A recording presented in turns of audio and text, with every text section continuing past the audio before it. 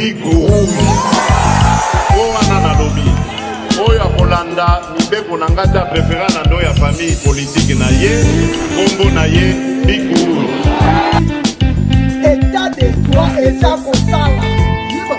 Yo ba kosoyo. Ba kosoyo pe. Yo ba kosoyo pe. Oh, état de droit ça. Yo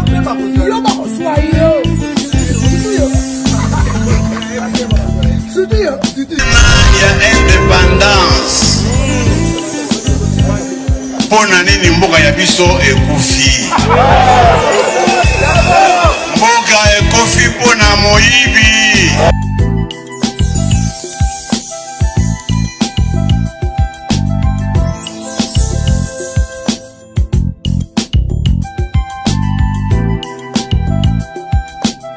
akotombola loboko likolo te seke azali infili banani bazali pour arrestation ya Hippolyte Kanambe qui sont pour il ne peut se vivre tombola sikoyo la bana ngaba politique ekomiele tolo mate Bisabino que non mukolo ya lobby ezalaki réunion ya ambassadeur américain na DGM de l'eau kokutana na bana azali na réunion stratégique na Gilbert Kanko na numéro 1 ya ANER numéro 1 ya service de renseignement ya République démocratique du Congo le chef d'état-major parce que à bientôt bazo décréter état d'urgence par les chefs de l'État et de sortir pas da qui va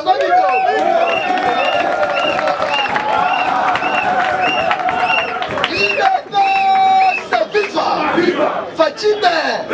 balukaki yango bakosilisa ya awa sikoyo yokali André Kimbuta ande alobi alo lelo asali déclaration toloba te Tshisekedi aza mystique discours ya 6 minutes ya pamba apesi bango mama na devoir à domicile se viva disikoyo FCC va comprendre tes discours wana elingaki elobani mukolo ya lobi Kabila timi un pasteur congolais na Brazzaville bakutana na Fachi Beton asenga pardon ke baza prêt pour la rupture te est-ce que biso toza na posa pardon na ye leur Adam na F baliaki petit pois nzamba limbisaka bango yebe na minute na soyebisa yo ke non politique ekomi ele IDP se viva awa yoka sikoyo ya André Kimbuta. Je disais à Némi Mouilania d'arrêter avec sa sorcellerie qui consiste à demander au FCC de Joseph Kabila qui sont dans le gouvernement de bloquer les initiatives du président Félix Tshisekedi. Car c'est le peuple qui sera victime. Mais il ne voulait pas m'entendre qu'il assume sa sorcellerie saine. Lui et Kabila. Parce que nous plaçons derrière le président de la... D'après tout, nous sommes les Congos.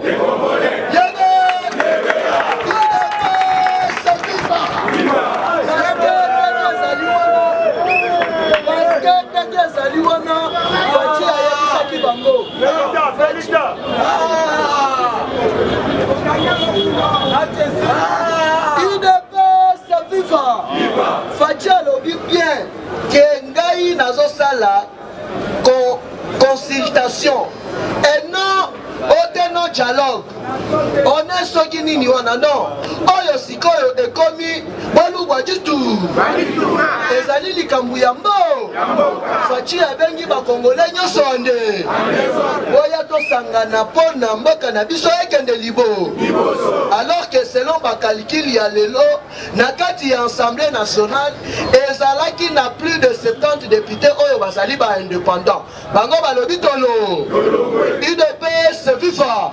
c'est parmi raison oyo Kabila aboyaki koyamba ba député parce que à se sentiraki humilié bango balobi d'après tout toko servir des maîtres te maître azali kaka mort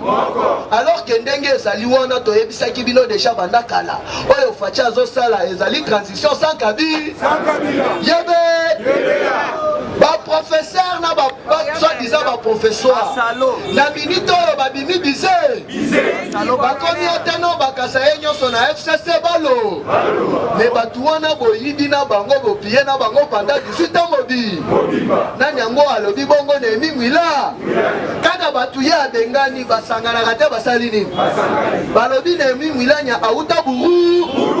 azali buru FIFA soki bakobomana babomana na ba ya biso ni tombola loboko kanga ba IDPS FIFA parti au pouvoir FIFA alors que Fatia normaki déjà informateur sans le savoir informateur yango azalaki nani informateur yango ezalaki Mike Hammer ambassadeur ya États-Unis da oyo akonsultaki bapoilu nyonso ya opposition na société civile IDPS FIFA toloba te mais mosusu yo ozali na député se moko na assemblée nationale boni yo komi kokende butu epa Fachi onga soki olingi komisanga premier ministre na IDPS FIFA makambu ya premier ministre ezali ozala premier ministre papa il faut ozala na po politique na niveau ya assemblée nationale parce que leur Fachi a identifié nouvelle majorité côté ya majorité wana nde tokobimisa premier ministre nde tokobimisa président ya solo ya assemblée nationale nde tokobimisa président ya se oyo azali 100% Congo oyo tozo traverser oyo il faut oyebake non na 1995 tokonekaki yango déjà à l'époque ya papa Tshisekedi na Maréchal Mobutu UDPS FIFA l'air il y a élection, il y a conférence nationale souveraine na palais du peuple Moutou Abimaki premier ministre ezali papa Tshisekedi Wamulu après quelques mois Mobutu alongolié Mobutu l'air aye kokende na niveau ya libanda ko se faire soigner na Lausanne l'air azongi aye azongi stili susu papa Tshisekedi Wamulu mbaneti premier ministre l'air azongi si après un mois papa asalaka déclaration te asalini alobi Mobutu ti anome nga lisusu boye anome nga te mais azongiseli nga pouvoir na nga oyo peuple bavotaki nga na conférence nationale sous IDPS FIFA Mobutu vertige ezwaka ye te esalini alors Mobutu aye lisusu alongoli papa Tshisekedi alobi na kolongwa te parce que peuple moto aponaki nga nde tokomaki na crise ya ba institution tokomaki na des parlements tokomaki na des procureurs parce que ekomaki ba pro papa Tshisekedi na ba pro Mobutu alors pour mettre fin à cette crise là à l'époque moto azalaki secrétaire il y a Nations Unies ezalaki Boutros Ghali ayaki kotinda envoyé na ye spécial to représentant na ye o to bengi Lakhdar Brahimi azalaki algérien pour mettre fin na crise institutionnelle voilà que makambu nyonso wana ebandaki kolekana na misu ya Félix Antoine Tshisekedi Tshilo yo papa na yo à l'époque azalaki wa papa tikela biso makele ça veut dire que Fatia azalaki déjà entraînement ya makambu nyonso oyo bandanda kuna ba awa Fatia alobaka consultation te asalini ezali po a constituer idée ya batu nyonso sous médiation ya États-Unis na Union yango bomonaki Jean-Marc Chantinier oyo azali représentant ya Union européenne bakendaki kokutana na Moïse Katumbi po ete mutu nyonso azali concerné ya koya ko apporter idée na ye po to dégager nouvelle majorité parlement Fachi aza na posa ya oyo ilunga démissionné te ilunga akolongwa ye mo et puis kolongwa na ya kokende cheye na ndaku te tout droit na selemba we yebe parce que Fachi a piégé ki bango mwana ya nkoyi azali nko Fachi a piégé ki bango a nommé Ilunga comme premier ministre, mais sans toutefois co-signer ordonnance président. A lobby la FCC Bosali majorité parlement, mais sans toutefois qu'on nomme un fonds. FCC Babina Rate Basalini. Awana soye bisayo ba frontière nyonso mugama. Atatonga ekobima. Espace aérien na biso nyonso ezali sous contrôle ya États-Unis da UDPS FIFA toloba te topanza te politique ekomi ele tombola loboko kangaba F bazali balobi ndenge ezali wana Tshisekedi azali démocrate alakisi bino keno aza mwana ya politique mais mutu oyo bino kofengaki lelo tozali wa eza mpona koyebisa bango keno baza banami UDPS FIFA parti au pouvoir FIFA alors que mukolo ya lelo ambassadeur ya États-Unis d'Amérique après avoir consulté des chaînes basolola kinini UDPS FIFA awa tokosalela bino sentence ya masolo na ba boyete mais en attendant Azarias Robert Waza bayebisi ye dans 48 heures à démission avant que la tempête arrive. Mike Kamer, très heureux de notre partenariat avec la Direction Générale des Migrations de la République démocratique du Congo, à la personne de son directeur Roland Kachintwale et son vice-directeur Papi Mboui. Ensemble, nous luttons contre la fraude pour le renforcement de mesures sécuritaires aux frontières et pour apporter de l'aide aux citoyens congolais qui ont tant souffert. UDPS FIFA et faire échec à tous les criminels de ne pas prendre fuite. Yebe film Bandarate Salimine Tombola Lobo Gangaba Fachibe Bamatanga Kitatoye Bisaki Bango Bakomesa Mwana Yako Yazalinko na minute oyo oya na consultation oya te etalibiso parce que face beza ceux qui bayete yeba que non Fachi a déclaré Assemblée nationale à Boué gouvernement à Boué mbala moko a nommé ba inspecteur général Nyatama Otale UDPS FIFA Tina 23 Tina 2023 des places Tokoya organisé ba élection présidentielle mais ba élection na députation nationale UDPS FIFA Nanyango a organisé ba élection ezali communauté internationale na ministre ya inter Gilbert Kanko wana na soye bisayo combattant aux na 100 na yo postulé ande parce que to reçoit majorité wana na ndenge moko ya kosakana okomona ba député moko soya na assemblée nationale bien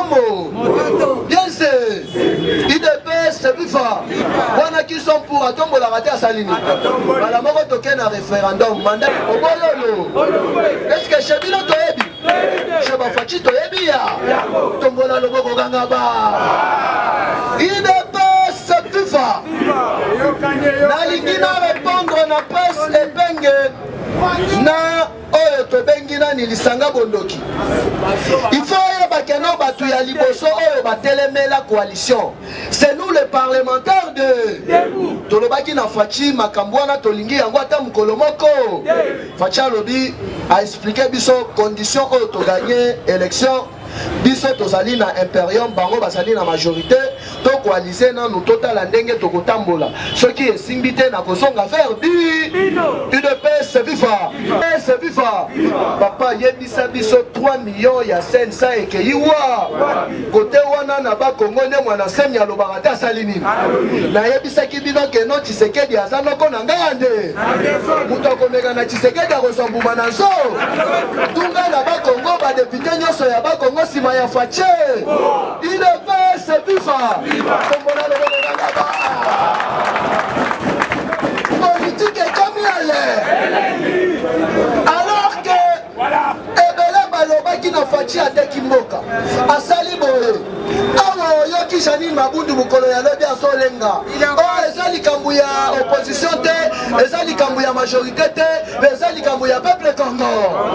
Azarias Robert azali accusé pona haute trahison alors que mukolo ya jeudi bacour bajuge oyo bapretaki serment nyataba otole musala ebandaka te esalini mutu ya liboso bakokanga Azarias Robert tokotolaka nationalité te tosalini papa zonga roi UDPS FIFA parce que oyo ekomi makambo ya peuple Congo. Chers compatriotes, awa place na koshitele nazo shitele na diplomatie. Okoyeba voyage ya Fachi na Braza kendaki kosala ni. Normalement fallait qu'il ne bakutana na Louise Mushikiyabo, ancien ministre ya affaires étrangères ya Rwanda. Oyo ayebi batuti malamu. Il ne peut se vivre. Alors que depuis 1994, ezaki na plan oyo ba metaki en place oyo ba bengi tuti power. Il ne peut se vivre. Parce que normalement Paul Kagame azalaka na Uganda. Parce que le président ougandais azali tuti penetier. Azalaki numéro 1 ya FPR, azalaki pe chargé ya sécurité na niveau ya Uganda. Il ne peut se vivre. L'air baye ko sala ba manigance na bango a su pouvoir cible na bango ezalaki ba conquérir Est Mobimba. Alors ezali na cinéaste moko Rwandais na kombo ya Paul Basimbwa oyo a lancé film na ye na documentaire na ye à bientôt. Place à kobimisa ndenge documentaire wana ndenge babandaki koboma peuple congolais neti banyama. Il ne peut se vivre. Alors plan na bango ebandaki nini? Mutu oyo ba utilisaki epa ya pamiti nationaliste ezalaki Laurent Désiré Kabila. Na accord na bango ya Neymera, il ne peut se vivre. Ezalaki que non pas mettre fin na loi Bakashika. Oyo ebandaki koloba que non, les sous-sols et les sols congolais appartiennent au peuple congolais. Alors Basali plan on a échoué. Alors manœuvre nini ba metaki en place, manœuvre ba metaki en place ezalaki ba infiltrer par secteur nyonso ya République démocratique du Congo. Nazela ya Hippolyte Kana, Hippolyte Kana mais en tant que pire petit ya Paul Kaga ba créer ba guerre na est pour na kobanda ko piller ba minerai na biso. Awa on comprendre que non Zambe ya Fachi azali mala ala la kata mukolo moko Louise Mushikiyabo abimisi ba secret nyo ba plan nyo d'ici décembre tribunal international yako kanga ba criminel nyoso na Kinshasa okobimela wa alors que j'ai dit oyo ba juge bazo banda musala officier yebe il ne peut se vivre les lolés ambassadeur américain Azokutanana numéro 1 il y a renseignement il y a République démocratique du Congo na ba chef d'état-major nyoso na ministre ya intérieur et ça pour na kozwa pas décision phare parce que tous les batouya FCC oyo bazala ba déchet oyo bazala songolo pakala bazo banga état de parce que ba ibimbango ande imaginez-vous que non Kabila depuis qu'il est dans 18 ans il a ça là pouvoir. Atta des généraux congolais oh ya tinda na libanda basa la formation pour défendre notre nation. Atta mon côté, ye ezala qui plus ba Rwandais basala qui na privilège il ne peut se vivre. Je vous dis leur Fachi aussi sa makambu ya parlement na ya sénat ya gouvernement en général. Il y a administration ya mboka Fachi azokota mbala moko na armée place à konomé bana ya solo ba généraux ya solo 100% Congo. Alors chef d'état-major et Kozala Albert Tshisekedi Oboyolo Yebe Gaina Binolo Bigou Oana Nalobi Oya Kolanda Mibeko Nangata préféré na ndo ya famille politique na ye Kombo na ye Bigou État de droit État Kosala Yo bakoswa yo pe